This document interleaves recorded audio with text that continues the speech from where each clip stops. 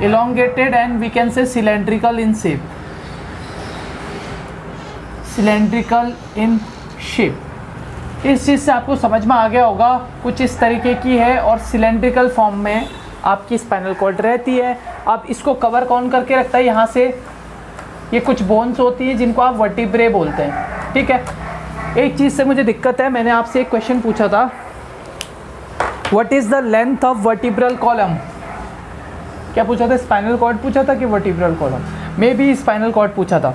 तो spinal cord की जब मैंने आपको लेंथ पूछी थी, सबने एक आंसर किया, वो गूगल वाला जो है, ठीक है। तो कभी बुक्स का भी यूज़ कर लिया करो और बुक्स का भी आंसर दिया करो, ठीक है। तो Google is, we can't say the Google is very, जिससे कि आंसर सारे हमको अच्छे से पता चलें। तो ऐसा कुछ ऑथेंटिसिटी इतनी गूगल की नहीं है, ठीक है। दूसरी बात करते हैं स्पाइनल कॉर्ड का, तो अब आप खुद ढूंढ लेंगे मैं आपको किस लेवल के क्वेश्चन दे रहा हूँ या किस लेवल का कंटेंट दे रहा हूँ। उसके बाद अगर आप ऐसे आंसर करेंगे कि हाँ सर 40 से 45, 40 से 60, 50 ऐसा होता है। अब मैं जैसे आपको वर्टिब्रल कॉलम का बता रहा हूँ, क्लियर है। तो वर्टिब्रल कॉलम का भी मैं बता सकता हूँ आपको अलग अलग, मैं बोल सकता हूँ 50 से 70 होता है, लेकिन अगर ऐसा बताऊँगा तो गलत है। अगर आपको एग्ज़ाम में आएगा ना, तो आपको एग्ज़ाम में ऐसा भी पूछ सकता है 56, 60, 70 और 71। तो आप किसको आंसर करोगे फिर, क्योंकि एग्ज़ाम में तो 4 ऑप्शन आएंगे ना, देयर इज़ नो 1 ऑप्शन। आप फिर भी वही पढ़ रहे हैं 41 से 45, 46, मानता हूँ वो एवरेज में आपका सही आ सकता है। तो वर्टिब्रल कॉलम की लेंथ मैं बता रहा हूँ आपको, स्पाइनल कॉर्ड की आप खुद पता करेंगे, ठीक है। तो मेल में हमने पहले भी बात करी थी वर्टिब्रल कॉलम, जब मैंने आपको स्केलेटल सिस्टम बताया था, तो एक बार दोबारा जाके उन नोट्स को देख लेना। तो मैंने बताया था 71 सेंटीमीटर इन मेल्स की बात करेंगे, और फीमेल्स में हम कितनी बात करेंगे, 10 कम कर लो, 61 के आसपास। क्लियर होगी इतनी बात, ये वर्टिब्रल कॉलम का था, क्लियर। तो अब मैंने बोल दिया सिलेंड्रिकल शेप होती है, spinal cord is the last part. हमने ये ऊपर से पढ़ते हुए आए हम, ये हमने ब्रेन पढ़ लिया था, ब्रेन के बाद ये मिड ब्रेन पढ़ लिया था हमने, मिड ब्रेन के बाद हमारा ब्रेन स्टेम आया था। मिड ब्रेन को भी ब्रेन स्टेम में कंक्लूड करते हैं। ब्रेन स्टेम में हमने ये पोन्स पढ़ा था, ये मेड्यूला पढ़ा था, और इसके बाहर से ये लगा हुआ क्या पढ़ा था, सेरिबेलम पढ़ लिया था। उसके बाद अब ये जो इलोंगेटेड स्ट्रक्चर है, क्या स्ट्रक्चर है, elongated structure, that is called spinal cord. अब आपको एक और चीज़ मैं इसमें फटाफट से बता दूं, ज़्यादा टाइम खराब ना करते हुए। तो सीधे सीधे हमने ये पढ़ा था कि ब्रेन को कवर करके कौन रखता है, अरे कौन कवर करके रखता है ब्रेन को, मेनिंजेस कवर करती हैं, ड्यूरा मैटर, पाया मैटर और एरेक्नोइड मैटर। तो spinal cord is also part of a brain, so we can say the meninges also cover the spinal cord with the 3 meninges also cover over here। लेकिन कहाँ तक, जहाँ तक आपकी क्या होती है, स्पाइनल कॉर्ड। तो स्पाइनल कॉर्ड की लेंथ कितनी होती है ये आपको पता करना है। मैं बता सकता हूँ कि भैया L1 से लेके L2 तक, लंबर फर्स्ट और लंबर 2 तक आपकी स्पाइनल कॉर्ड प्रेजेंट होती है। कुछ इस तरीके से बना लूँ, ठीक है। अब ये बाहर वाला क्या बनाया मैंने, this is a meninges we can say. तो दूसरा वाला मेनिंजेस है। तो मेरा कहने का मतलब ये है कि जहाँ तक ड्यूरा मैटर होती है वहाँ तक तो तीनों लेयर प्रेजेंट होती हैं, ड्यूरा भी, एरेक्नॉइड भी, पाया भी। कहाँ तक, लंबर 1 और 2 तक। क्लियर हो गई इतनी बात आपको, ठीक है। दूसरी बात अगर मैं कहूँ कि एरेक्नॉइड मैटर कहाँ तक कवर करता है, तो जो आपका सैक्रम वाला रीजन है वहाँ तक, सैक्रम वाले रीजन तक एक और मटेरियल रहता है जो कवर करता है सैक्रम तक। तो सैक्रम देखो L1 और L2 पे तो तीनों हैं, लेकिन जो सैक्रम S1 S2 वाला एरिया है, इसको ये मतलब S2 तक मान लो आप। अगर स्पेसिफिक कुछ पूछे कोई तो S2 तक आप ये कह सकते हो कि एरेक्नॉइड मैटर जो है कवर करके रखता है। कौन सा, केवल एरेक्नॉइड, एरेक्नॉइड और वी कैन से पाया मैटर, दोनों रहते हैं S2 तक। अब तीसरी बात अगर मैं कहूँ कि पाया मैटर कहाँ तक रहती है, तो ये जो लास्ट सिंगल लाइन है, दिस इज़ द पाया मैटर, और पाया मैटर रहती है आपके जो आपका कॉक्सिशियल बोन 1 होता है वहाँ तक, कॉकिक्स, फर्स्ट कॉकिक्स तक आपकी पाया मैटर रहती है। तो पाया मैटर केवल कॉकिक्स तक एक ही लेयर रहती है। कौन सी, पाया मैटर। सैक्रम 2 पे हमारा एरेक्नॉइड और मतलब सेकेंड वन इज पाया मैटर, दोनों रहते हैं। लंबर 1 और 2 पे तीनों रहते हैं। क्लियर होगी जी इतनी बात, ठीक है। नेक्स्ट अब बात करते हैं हम स्पाइनल कॉर्ड की अच्छे से, क्लियर है, तो इतना आपको समझ में आ गया होगा। अब मैं स्पाइनल कॉर्ड का जो डायग्राम बना रहा हूँ वो हो सकता है थोड़ा सा आपको अटपटा लगे, लेकिन बात कर लेते हैं फिर से।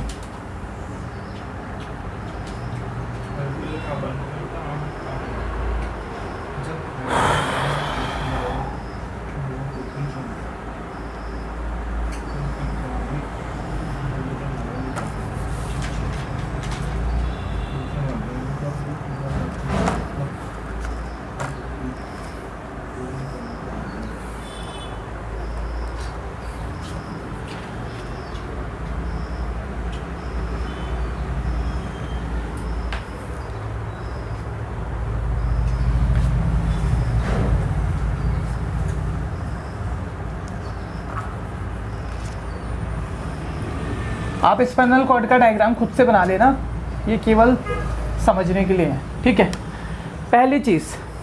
पहली चीज़ हम इसमें क्या पढ़ते हैं, स्पाइनल कॉर्ड को हमने 3 पार्ट्स में, जब आप स्पाइनल कॉर्ड ये वाली जो कॉर्ड थी इसका डाइसेक्शन करेंगे, और डाइसेक्शन में आपको कुछ एक को ले लिया आपने, यहाँ से काट लिया सपोज मैंने, अब आपको ये ऊपर से ये वाला पार्ट देखने को मिलेगा, ठीक है। तो इसमें आपको 3 पार्ट देखने को मिलेंगे, this one the posterior part of the spinal cord, this one is the anterior part of the spinal cord and this is the lateral part of the spinal cord. I hope यहाँ तक समझ में आ गया होगा, ठीक है। तो ये 3 पार्ट हैं, आपको बस ये पार्ट्स ही समझने हैं, इसमें बाकी सारी चीज़ें ध्यान नहीं देनी है, सिंपल सी बात है, ठीक है। तो इतनी बात मैं आपको समझाना चाह रहा था। अब जो मेन इंपॉर्टेंट आता है इसमें से, वैसे इसको बहुत डीप में मैं नहीं जा रहा हूँ कि इसको हॉर्न बोलते हैं, कहाँ पे आपका पोस्टीरियर मीडियल सल्कस होता है, this is not about our syllabus, so केवल आपको उतना ही बताना है जितना आप समझ पाएँ, ठीक है। तो मैं आपको ये समझ में आ गया कि स्पाइनल कॉर्ड के 3 एरियाज़ हैं। एक तो आगे की तरफ से हमको दिख रहा है कुछ इस तरीके से, यहाँ पे भी सिंपल सा पहले बता दूँ कि स्पाइनल कॉर्ड भी 2 भागों में बटी हुई होती है, ठीक है। यहाँ से अगर मैं इसको ठीक बीचों बीच से काट दूँ तो सेम टू सेम जैसे सेरिबेलम के 2 हेमिस्फेयर हो गए थे, वैसे ही किसके हेमिस्फेयर हैं, स्पाइनल कॉर्ड के हेमिस्फेयर है। स्पाइनल कॉर्ड को शुरू करने से पहले एक और इम्पॉर्टेंट चीज़ बता दूं कि हमने जैसे ब्रेन में पढ़ा था, क्या पढ़ा था हमने ब्रेन में, बहुत अच्छी चीज़ पढ़ी थी कि बाहर की जो कवरिंग होती है वो ग्रे मैटर की बनी रहती है, क्लियर था। मिड ब्रेन में भी ऐसे ही होता है, बाहर की कवरिंग किसकी बनी रहती है, ग्रे मैटर की, और अंदर की वाइट मैटर की। पॉन्स और मेड्यूला में भी ऐसे ही होता है कि ग्रे मैटर की बाहर की लेयर और अंदर की वाइट मैटर की। लेकिन जो स्पाइनल कॉर्ड होती है उसमें थोड़ा सा अंतर आ जाता है। अंतर सिंपल सा इतना आता है कि जो अंदर की लेयर है उसमें ग्रे हो जाती है, और जो बाहर की लेयर है इसमें बाहर की साइड से पूरा का पूरा वाइट मैटर का बना रहता है। तो ब्रेन और स्पाइनल कॉर्ड में आपको इतना ध्यान रखना है, बहुत इंपॉर्टेंट ध्यान रखना है कि स्पाइनल कॉर्ड की जो आउटर कवरिंग होती है, मतलब आउटर लेयर बनी होती है, वो वाइट मैटर की बनी होती है, जबकि ब्रेन में क्या था, ग्रे मैटर की बनी हुई थी, clear. Now we have to discuss about the anterior part of the spinal cord के फंक्शन क्या है, लेटरल पार्ट और पोस्टीरियर पार्ट। मैंने 2 हेमिस्फेयर बता दिए, तो सेम टू सेम अगर मैं यहाँ लेटरल बोल रहा हूँ तो यहाँ का भी लेटरल है, अगर मैं एंटीरियर यहाँ का ये वाला पार्ट मैं एंटीरियर बता रहा हूँ तो यहाँ भी एंटीरियर है, मैं पोस्टीरियर यहाँ पे बता रहा हूँ तो पोस्टीरियर यहाँ भी है। क्लियर होगी जी इतनी बात, क्लियर, ठीक है। अब बात कर लेते हैं फंक्शन की, किस चीज़ की, फंक्शन की। तो मैंने स्पाइनल कॉर्ड के 3 पार्ट बताया आपको, एक तो बताया एंटीरियर, एक बताया लेटरल और एक बताया पोस्टीरियर। सिंपल सी, ज़्यादा तोड़ मोड़ के घुमा के लंबी बातें नहीं करते हैं। तो एंटीरियर और जो लेटरल पार्ट हैं उनमें जो फंक्शंस होते हैं वो मोटर एंड सेंसरी दोनों के दोनों होते हैं, मतलब ये दोनों पार्ट मोटर और सेंसरी सेंसेशन इनमें दोनों में होती है। सपोज ये मैंने बनाया था ना,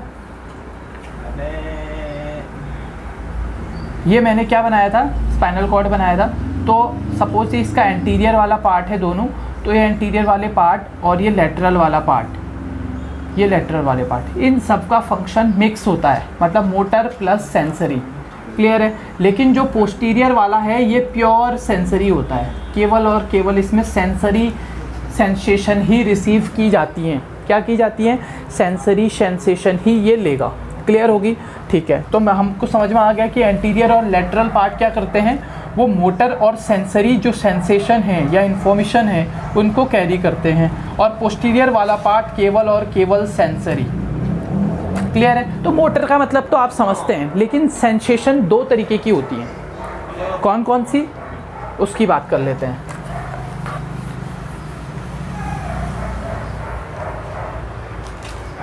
सेंसेशन की बात करते हैं,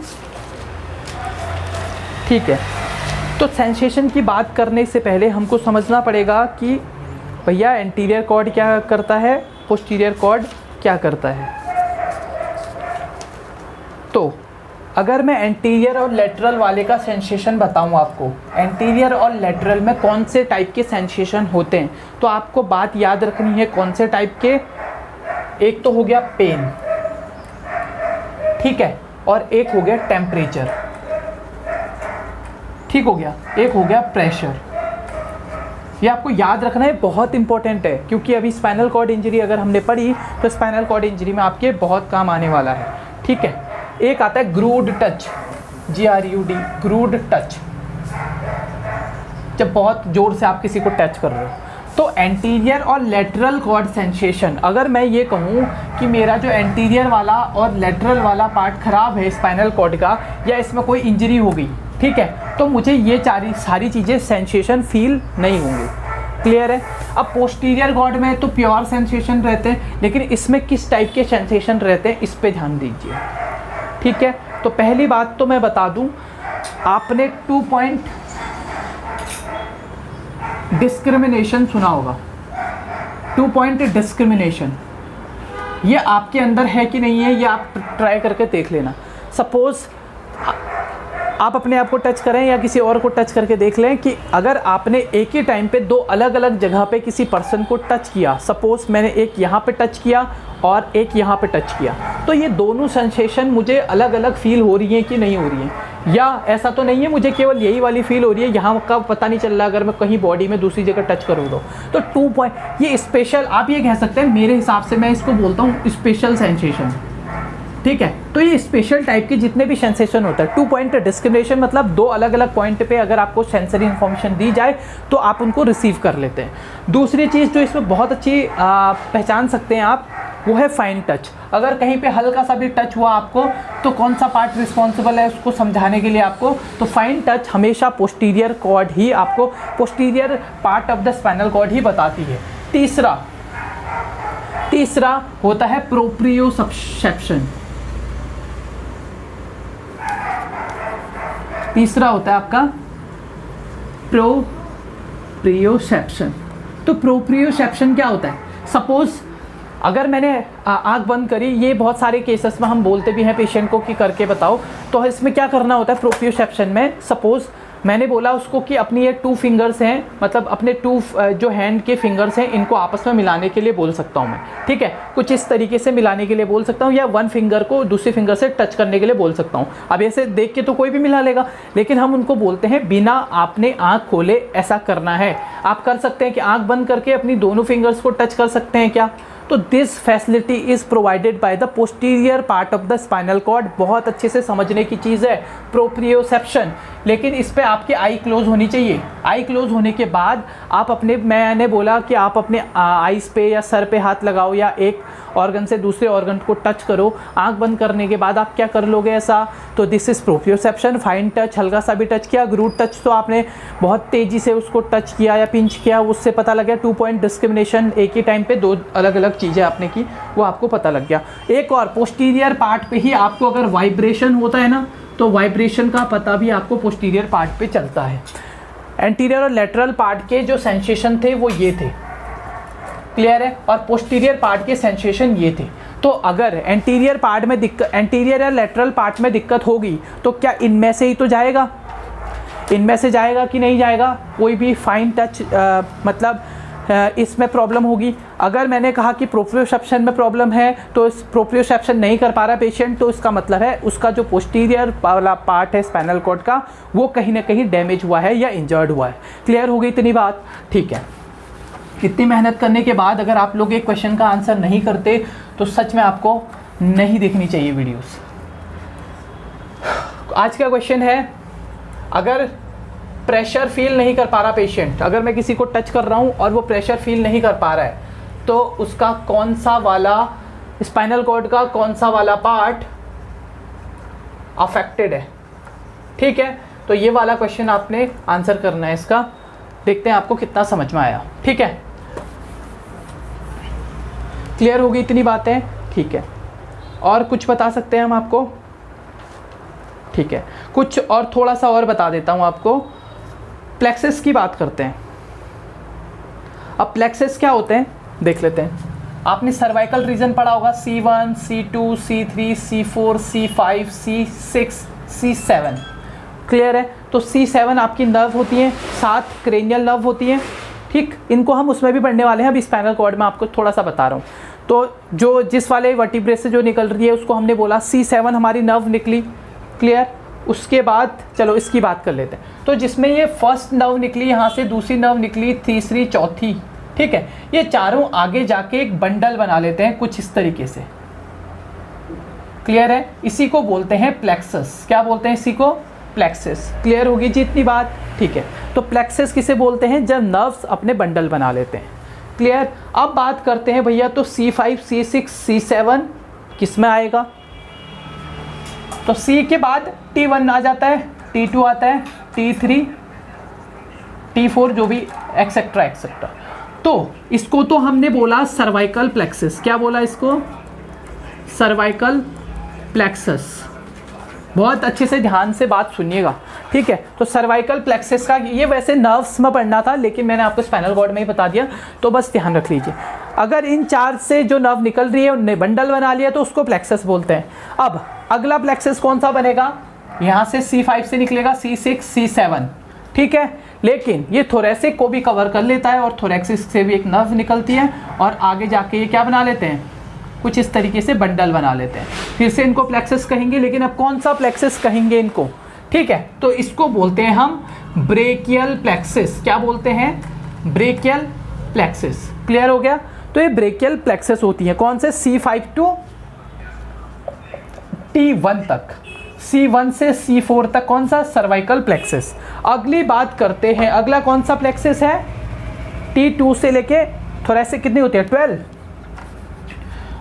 तो मैं यहाँ सीधे T2 से लेके सीधे यहाँ पे T12 लिख रहा हूँ, मतलब इसमें सारी आ गई। क्लियर है? जगह नहीं है इसलिए T2, T3, T4, T5।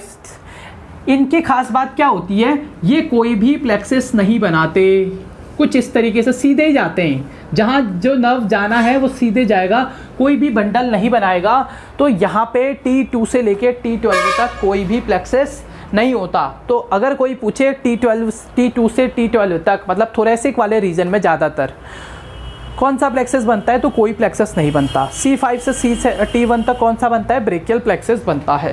Clear है? अगली बात आती है किसकी? लंबर प्लेक्सस की।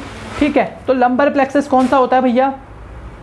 लंबर प्लेक्सस होता है इसके बाद जो L1 से लेके L4 तक का आपका होता है, ये भी प्लेक्सस बनाता है। आगे जाता है फिर सारे मिल जाते हैं एक साथ, तो ये बंडल बना लेते हैं। तो इनको भी हमने क्या बोला? लंबर प्लेक्सस बोला। क्या बोला? Lumbar plexus. तो L1 से L4 तक हो गया आपका लंबर प्लेक्सस। लास्ट आता है सैक्रल प्लेक्सस। तो सैक्रल प्लेक्सस में L4 से लेके S4 तक जो प्लेक्सस बनता है, L4 से लेके S4 तक जो प्लेक्सस बनता है, मतलब आप इसको 5 भी कर सकते हैं, मतलब L4 के बाद से। ठीक है, तो जो भी प्लेक्सस बनता है वो कहलाता है सैक्रल प्लेक्सस। क्लियर है? अब तो ये आपको प्लेक्सस क्यों बताए गए, क्यों बताए, इनका कुछ काम भी होगा।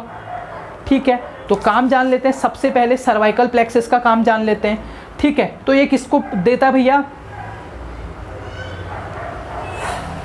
सर्वाइकल प्लेक्सस को जान लेते हैं। सर्वाइकल प्लेक्सस हमने बोला था C1 से लेके C4 तक। तो ये C1 से लेके C4 तक प्लेक्सस है, तो ये कहाँ कहाँ सप्लाई करता है? तो आपको सबसे पहली जो चीज़ याद रखनी है, जो भी posterior part of the head है, मैं यहाँ पे शॉर्टकट लिख रहा हूँ, posterior part of the head, वहाँ की जो भी मसल्स होंगी या स्किन होगी उसको सप्लाई करेगा C1 से C4 तक। Posterior part of the head, muscle और स्किन को तो कर दिया, उसके अलावा किसको करेगा? उसके अलावा शोल्डर को और चेस्ट को कौन सप्लाई करेगा? Cervical plexus. इसके अलावा इंपॉर्टेंट कुछ पार्ट इसके लेग को भी क्या करते हैं? सप्लाई करते हैं। कंप्लीटली नहीं लैक को भी करते हैं। सबसे इम्पॉर्टेंट मैं बोलूँ तो ये चेस्ट तो लिख दिया था, चेस्ट के बदले अगर मैं यहाँ पे डायाफ्राम लिख दूँ, डायाफ्राम को भी सप्लाई कौन करता है भैया, सर्वाइकल प्लेक्सस करते हैं डायाफ्राम को भी। क्यों बताया, क्योंकि अगर सपोज यहाँ पे अगर C4 में इंजरी हो गई, ठीक है, सपोज C4 से ही आपके C4 से ही निकलती है, सपोज नहीं C4 से ही जो आपकी चेस्ट की मसल्स हैं, मतलब जो डायफ्राम को सप्लाई कर रही है, अगर उस पर इंजरी हो गई तो डायफ्राम अपना काम नहीं करेगा, तो रेस्पिरेशन में प्रॉब्लम आ जाएगी सीधे सीधे, और रेस्पिरेशन में प्रॉब्लम आएगी तो आप जानते हैं क्या हो सकता है। तो डायफ्राम बहुत अच्छे से याद रखना C4 से सप्लाई होता है। अगर कोई पूछे कि C5 में दिक्कत हो गई तो क्या डायफ्राम पे इफेक्ट पड़ेगा, नहीं पड़ेगा भैया, C4 ऊपर है, C5 यहाँ है, क्लियर है। अब ये डैमेज हुआ तो इसके ऊपर का तो इंटैक्ट रहेगा, अगर इसके ऊपर का इंटैक्ट रहेगा तो C4 पे कोई दिक्कत नहीं होगी, क्लियर है। बाकी थोरेसिक और बाकी सारी जगहों से हर्ट पे इफेक्ट पड़ सकता है, लेकिन इंटैक्ट कौन सा पार्ट रहेगा, रेस्पिरेटरी वाला पार्ट, क्योंकि डायफ्राम पे कहाँ से जा रहा है, C4 से जा रहा है, सर्वाइकल प्लेक्सस से जा रहा है। तो ये जानना बहुत जरूरी था। क्लियर हो गई इतनी बात। तो नेक्स्ट बात करते हैं हम ब्रेकियल प्लेक्सस की। क्लियर हो गया। तो ब्रेकियल प्लेक्सस कहाँ कहाँ सप्लाई करता है और क्या क्या चीज़ें इसमें देखने को मिलती हैं। तो ब्रेकियल प्लेक्सस में हम देखते हैं, हमने बोला था कि ब्रेकियल प्लेक्सस कहाँ से होती है, C5 से, C5 टू T1 तक जो आपकी वर्टिब्रेज होती हैं, these are going to supply which of the part, these are going to supply which of the part, these are going to make a brachial plexus. कौन से organs को supply करेंगी, तो सप्लाई आपको बस इतना याद रखना है, जो आपके शोल्डर्स हैं, शोल्डर या फिर जो लिम्ब है, अपर लिम्ब है, ठीक है, मोस्टली अपर लिम्ब को, लोअर लिम्ब को भी करता है लेकिन बहुत कम। तो शोल्डर और लिम्ब को आपका सप्लाई करता है कौन, C5 और T1। क्लियर हो गया। तो इस पे तो ज़्यादा कोई टेंशन वाली बात नहीं है। अब बात करते हैं हम क्या क्या चीज़ें देखने को मिल सकती है अगर आपका C1 टू T1 डैमेज हो गया। अगर यहाँ से कोई भी चीज़ डैमेज हुई तो लिम्ब में प्रॉब्लम आएगी, और लिम्ब में प्रॉब्लम आएगी तो C5 से ही आपके हाथ की तरफ भी जाता है, और नीचे तो जाएगा ही जाएगा। C4 भैया नीचे को तो जाएगा ही सप्लाई, लेकिन यहीं से आपकी लिम्ब की तरफ, मतलब हाथ की तरफ सप्लाई जाएगा। अगर मैं कहूँ कि C4 डैमेज हो गया, अगर यहाँ पे C4 डैमेज हो गया तो आपको क्या हो सकता है, क्वाड्रीप्लेजिया। क्या हो सकता है, क्वाड्रीप्लेजिया। क्वाड्रीप्लेजिया क्या है, आपके जो फोर लिम्ब हैं उनमें क्या हो जाएगा, पैरालिसिस हो जाएगा, ठीक है। क्वाड्रीप्लेजिया देखने को मिल सकता है, जैसे वहाँ पे हमने रेस्पिरेटरी वाला पढ़ा था, यहाँ पे क्वाड्रीप्लेजिया इंपॉर्टेंट है। अब बात करते हैं सबसे इम्पोर्टेंट, हाँ इसमें एक और चीज़ हो सकती है। हमने बोला लिम्ब में जाएगा तो अपर लिम्ब में क्या क्या चीज़ें हो सकती हैं। एक तो आपको ध्यान रखना है, अगर रेडियल नर्व की डैमेज होती है, मतलब ये आपका लिम्ब में जा रहा है तो यहाँ पे एक रेडियल नर्व होती है, तो रेडियल नर्व में डैमेज होगा तो क्या होगा। फिर अल्नर नर्व भी होती है, अल्नर नर्व में डैमेज होगा तो क्या होगा। और एक मीडियल नर्व भी होती है जो आपके हाथ में सप्लाई करती हैं तीनों। अगर इनमें damage, radial nerve, ulnar radius और मीडियल, तीनों चीज़ें हैं लिखी है सामने। तो अगर मैं बोलूं आपको कार्पल टनल सिंड्रोम किसकी वजह से होता है, ये फिंगर्स में देखने को मिलता है कार्पल टनल सिंड्रोम। तो मीडियल नर्व में अगर डैमेज हुआ तो हम कह सकते हैं क्या होगा, कार्पल टनल सिंड्रोम। और ये क्वेश्चन है आया हुआ पिछले एग्जाम्स में कि मीडियल नर्व डैमेज से कौन सा डिफॉर्मिटी देखने को मिलती है। तो कार्पल टनल सिंड्रोम देखने को मिलता है, जिसको एप हैंड भी बोलते हैं। क्या बोलते हैं, एप की तरह आपके हैंड हो जाते हैं। किसकी तरह हैंड हो जाते हैं, एप की तरह हो जाते हैं हैंड, तो उसको बोलते हैं कार्पल टनल सिंड्रोम। अगर सपोज किसी ने बोला कि अल्नर नर्व डैमेज हो गई भैया, C1 से T2 तक थी तो अल्नर नर्व डैमेज हो गई, तो आप बाकी मुझे बताएंगे इसको क्या बोलते हैं। तो इसका दूसरा नाम अगर कोई बता सकता है तो क्लॉ हैंड बोलते हैं, ठीक है। इसका दूसरा नाम बताना है आपको। क्लियर। अगला है रेडियल नर्व। रेडियल नर्व अगर डैमेज हुई तो आपको हो सकता है रिस्ट ड्रॉप। तो ये तीन चीज़ें इसमें याद रखनी है आपको ब्रेकियल प्लेक्सस में। क्लियर हो गया। सीधे सीधे आते हैं लंबर रीजन में। तो लंबर रीजन में क्या होता है आपको पता है, लंबर प्लेक्सस हमेशा सप्लाई करते हैं किसको, अब्डोमेन को और एक्सटर्नल जेनाइटल को। अगर मैं बात करूं, अगला हमने पढ़ा था लंबर, तो लंबर प्लेक्सस मैंने बोला अब्डोमेन को लोअर एब्डोमेन को और किसको, एब्डोमेन हो गया, दूसरा कौन सा हो गया, आपके जो एक्सटर्नल जेनेटेलिया हैं या जेनाइटल ऑर्गन हैं, जेनेटेलिया हैं, उनको क्या करता है, सप्लाई करता है। क्लियर हो गई। अब आपके एब्डोमेन और जेनाइटल एरिया में नहीं जाता है तो आपको क्या हो सकता है, ब्लैडर प्रॉब्लम हो सकती है। ब्लैडर या मोस्ट इंपॉर्टेंट मैंने जेनाइटल ऑर्गन्स की बात करी तो आपको यहाँ पे देखने को मिल सकता है इरेक्टाइल डिसफंक्शन। ठीक है, इरेक्टाइल डिसफंक्शन देखने को मिल सकता है अगर लंबर प्लेक्सस में कोई डिफॉर्मिटी या डैमेज होता है तो इरेक्टाइल डिसफंक्शन देखने को मिल सकता है। लास्ट आता है सैक्रल वाला। तो सैक्रल वाले को हम क्या बोलते हैं, इसमें भी आपको ब्लैडर प्रॉब्लम देखने को मिलेगी। जो सैक्रम वाला है प्लेक्सेस, अगर उसमें दिक्कत हुई, कौन सा पड़ा था, L4 से S4 तक पड़ा था, तो अगर इसमें डैमेज हो गया तो ये भी आपके ब्लैडर को सप्लाई करता है। तो